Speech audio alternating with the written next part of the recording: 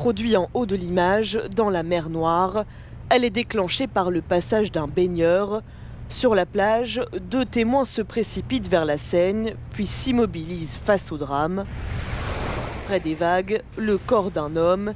Il est originaire de Donetsk, accompagné par un ami qui, lui, est indemne. Impossible de dire si les 2 amis savaient que la mer était minée. Sur ces plages de sable blanc, aucun rêve en vue, seulement des pancartes interdisant à quiconque de circuler. L'armée a dit de ne pas aller près de la mer. Pourquoi voudriez-vous y aller? Voilà l'été qu'on nous allons avoir. Je suis sûr que l'Ukraine sera bientôt victorieuse. Ces mines, voici à quoi elles ressemblent.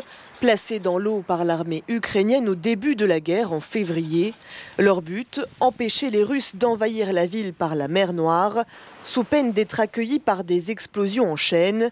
Une situation dangereuse et difficile à vivre pour certains habitants. Évidemment, on ne peut pas vivre sans la mer. La mer, c'est tout ici. Sans elle, il n'y aurait pas d'Odessa.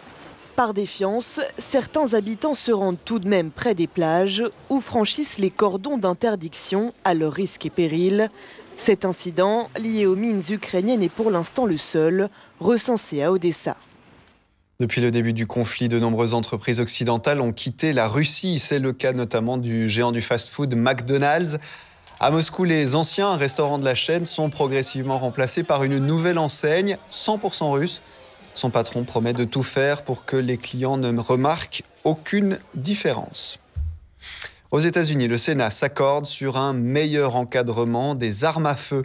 Une décision que réclament des milliers de manifestants. Ils sont descendus dans les rues de plusieurs grandes villes du pays.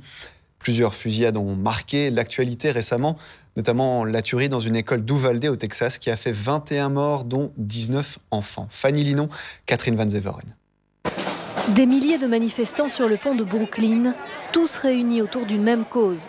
Inciter les membres du Congrès à voter l'interdiction des armes d'assaut. Faster, faster, as fast as you can. Congress, we need an assault weapons ban. Nous avons trop d'armes. Trop de gens ont accès à des armes que les citoyens normaux ne devraient pas avoir. Tous les meurtres récents ont été commis par des jeunes de 18 ans. À cet âge-là, ils ne peuvent pas acheter de cigarettes ni d'alcool parce qu'ils ne sont pas assez matures. Pourtant, ils le sont pour manipuler une arme à feu. C'est ridicule. À Washington, un discours remarqué, celui de la petite fille de Martin Luther King. Aujourd'hui, nous disons au Congrès, nous disons au lobby des armes et nous disons au monde que cette fois, c'est différent.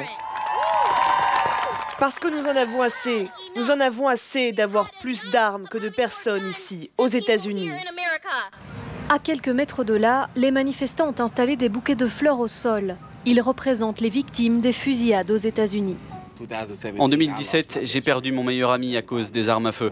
Je pense qu'il est temps de faire quelque chose. On dit que les enfants sont l'avenir, mais ce n'est pas vrai.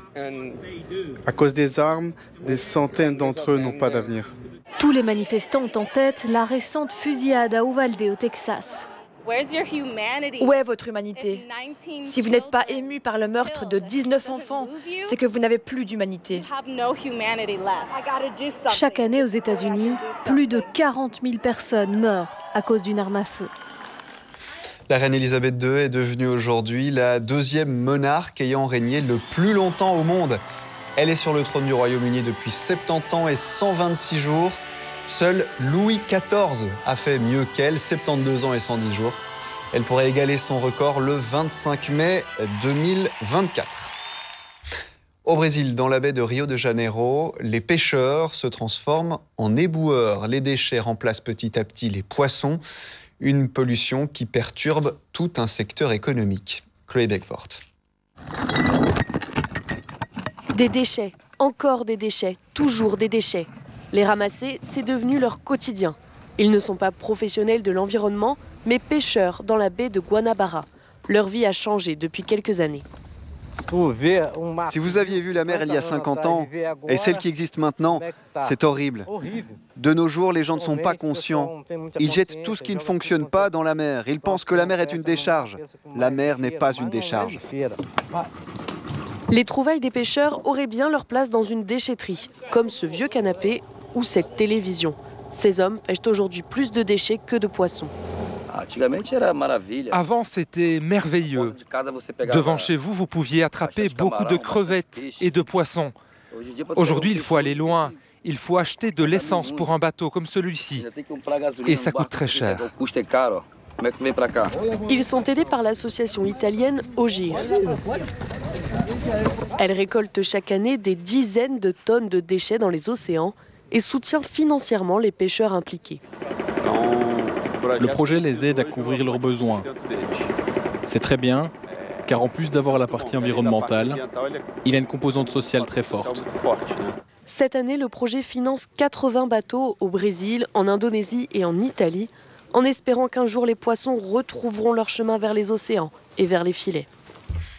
Et d'ici 2050, on estime que les océans contiendront plus de plastique que de poissons. La récupération et la valorisation de ces déchets inspirent de plus en plus d'entreprises. À travers le monde, de nombreuses associations se mobilisent également pour soulager les plages et les mers. Perrine Hubinon, Gaëtan Lilon. Bouts de filets de pêche, fibres plastiques, métal. Ce tas de déchets sortis tout droit de l'océan a été recyclé en lunettes de soleil. Le président de la marque vient du Chili, un pays touché justement par la pollution marine. Nous travaillons avec les locaux qui collectent les matières brutes. Ils en tirent de l'argent qu'ils utilisent ensuite pour développer leur propre activité. Nous transformons ces matériaux en lunettes de haute qualité. Autre initiative pour soulager les océans, la création d'un barrage pour récupérer un maximum de détritus, comme ici au Guatemala où 20 millions de kilos de plastique passent par cette rivière. C'est une clôture géante en acier que nous avons placée dans la vallée. Et lorsqu'une crue survient, les déchets heurtent la clôture.